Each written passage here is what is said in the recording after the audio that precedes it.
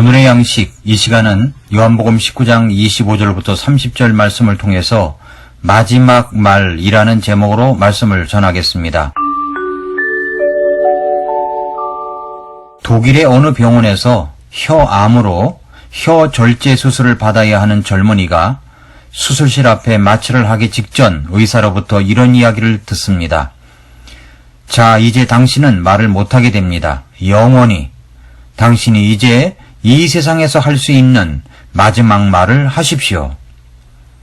독일 청년은 눈물을 주르르 흘리며 침묵하다가 얼굴에 미소를 띄우며 조용하고도 분명하게 이렇게 말했습니다. 주님 감사합니다. 그리고 여러분 감사합니다.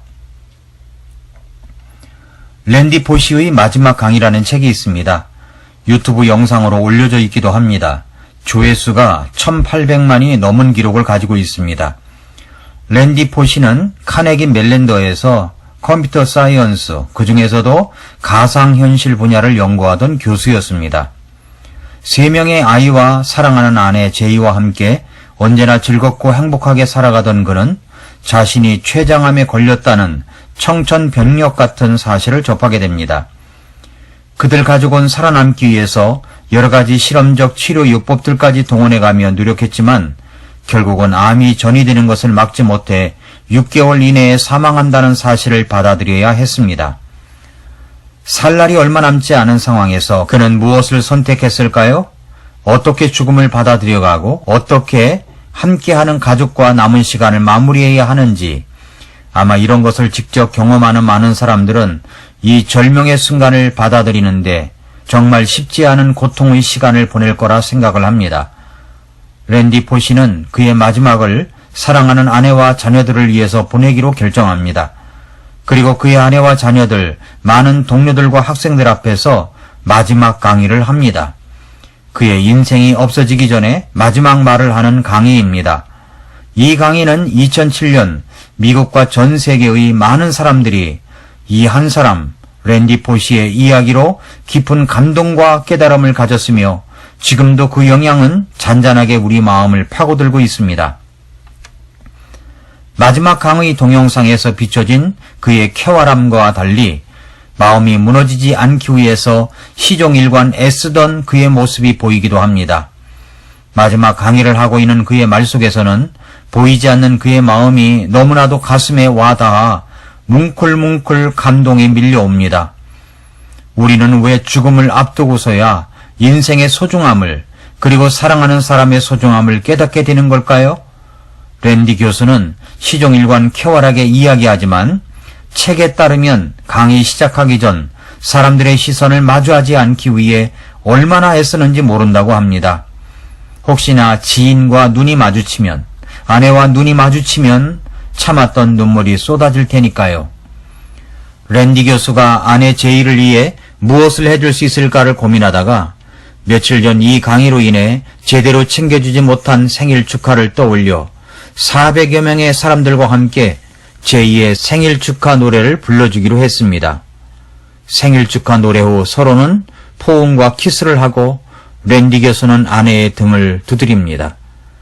그들은 죽음을 되돌릴 수 없다는 사실 앞에 무너지지 않고 서로를 끝까지 일으켜 세우는 데 전력을 다했습니다. 그러나 그 순간 아내 제이가 남편에게 한 말이 있었습니다. 무엇이었을까요? 여보 사랑해요 라고 했을까요? 아닙니다. 여보 미안해요 였을까요? 아닙니다. 그녀는 이 말밖에 다른 말을 할 수가 없었습니다. 여보 제발 죽지 말아요. 제발 죽지 말아요. 그들은 그저 힘껏 끌어안을 수밖에 없었고 일순간 랜디 교수도 마음이 무너지기 일보 직전이었습니다. 아이들에게, 그리고 사랑하는 사람들에게 꿈을 가지라고 말합니다. 꿈을 포기하지 말라고 합니다. 그는 죽는 그 순간까지 아이들에게 어린아이적 꿈을 포기하지 말아라, 힘껏 살아라, 정직해라, 그리고 감사하라. 너무나도 흔한 이야기지만 죽음을 맞이하면서 아이들에게 끝까지 얘기해주고 싶었던 마지막 말이었습니다. 여러분은 마지막 말을 남긴다면 무슨 말을 남기겠습니까? 생각해 보셨습니까? 그럴 여유도 시간도 생각도 없이 살아가는 우리들에게 오늘 저는 예수님께서 우리에게 주신 마지막 말씀을 생각해 보자고 말씀을 드립니다. 흔히 우리는 가상 7은 십자가 위의 7말씀을 생각할 수가 있습니다. 그 십자가 위의 7말씀을 통해서 우리에게 가르쳐 주시려고 하셨던 바는 무엇이었을까요? 그 십자가상에서의 마지막 말씀을 통해서 우리가 십자가를 지는 삶을 살기를 원하시는 주님의 뜻을 헤아릴 수가 있습니다. 정말이지 예수 그리스도를 믿는 사람들은 십자가를 떠나서는 아무것도 생각할 수가 없습니다.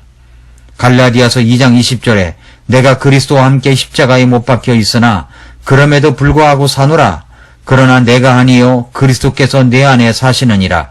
나는 지금 내가 육체 안에서 사는 삶을 나를 사랑하사 나를 위해 자신을 주신 하나님의 아들의 믿음으로 사노라 라고 했습니다. 누가복음 9장 23절에서는 또 그분께서 그들 모두에게 이르시되 어떤 사람이 나를 따라오려거든 자기를 부인하고 날마다 자기 십자가를 지고 나를 따를지니라 라고 말씀하셨습니다. 예수님께서는 십자가에서 7말씀을 하셨습니다. 십자가에서 죽어가시면서 하셨던 7말씀은 오늘 우리들에게 그리스도인의 삶을 살아가는 자로서 어떻게 살아가야 하는지를 가르쳐 보여주시고 있습니다. 첫째로 십자가에는 예수님의 용서가 있습니다. 누가복음 23장 34절에서 그때 예수님께서 이르시되 아버지여 저들을 용서하여 주옵소서 저들은 자기들이 하는 일을 알지 못하나이다 하시더라 라고 했습니다. 예수님의 용서가 있었기 때문에 우리는 하나님 앞에 나아갈 수가 있습니다. 우리도 때때로 가해자를 용서한다는 것이 안 될 때가 있습니다. 정말 힘들 때가 있습니다. 내 마음에 상처를 주고 핥히는 사람은 도저히 용서가 안 될 때가 있습니다. 사람들은 왜 그렇게 용서할 수 없는 행동과 말을 할까요? 예수님께서 말씀하신 십자가상의 말씀에 그 답이 들어 있습니다. 저들은 자기들이 하는 일을 알지 못하기 때문입니다. 그들은 주님을 알지 못합니다. 예수님 그 자체를 몰랐습니다. 그러니 그렇게 하는 것입니다. 우리는 용서받은 감격이 있습니다. 그러나 저들은 용서받은 감격을 모릅니다. 그렇다면 우리가 먼저 용서받은 자로서 용서하는 자로 살아가야 하는 것이 바로 나의 십자가입니다.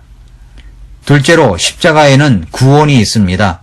누가복음 23장 43절에서 예수님께서 그에게 이르시되 진실로 내가 네게 이르노니 오늘 네가 나와 함께 낙원에 있으리라 하시니라 라고 했습니다. 예수님과 함께 십자가에 못 박힌 한편의 강도가 예수님이 구주시라는 것을 발견하고 예수님께서 낙원에 가실 때 나도 있게 해달라고 간구를 했습니다. 그러자 주님은 이 강도에게 구원을 주셨습니다. 사람이 예수님을 믿고 구원을 받는 것은 언제나 놀라운 경험입니다. 저는 교회를 오래 다녔다고 하는 분들 가운데 소위 교회 생활만 하는 사람 가운데 구원받지 못한 사람이 있을까 제일 두렵습니다. 예수님의 십자가에는 구원이 있습니다. 셋째로 십자가에는 사랑의 애정이 있습니다. 요한복음 19장 26절 27절에 보면 그러므로 예수님께서 자기 어머니와 자기가 사랑하던 제자가 곁에 서 있는 것을 보시고 자기 어머니에게 이르시되 여자여 아들을 보소서 하시고 그 뒤에 그 제자에게 이르시되 네 어머니를 보라 하시니 그때부터 그 제자가 그녀를 자기 집으로 모시니라 라고 했습니다. 마리아는 예수님을 낳았고 어렸을 때부터 기른 육신의 어머니입니다. 그런데 그 아들이 십자가 위에 달려 고통을 당할 때 그 십자가의 가까이가 그 옆을 지키고 있습니다. 누군가 내가 고통당할 때 내 옆을 지켜준다는 것은 얼마나 사랑이 넘치는 모습입니까? 예수님이 마리아의 그런 모습을 보고 위에서 내려다보고 있습니다. 여자여 라는 말은 최고의 존칭 대명사입니다. 예수님을 성령의 역사로 잉태하여 낳고 그의 유년 시절과 소년 시절, 청년 시절을 보내면서 그 마리아에 대한 이야기를 거의 듣지 못하고 있습니다. 안 보아도 안 들어도 마리아가 예수님을 어떻게 그의 성장을 돌봐주셨는지를 우리는 짐작할 수가 있습니다.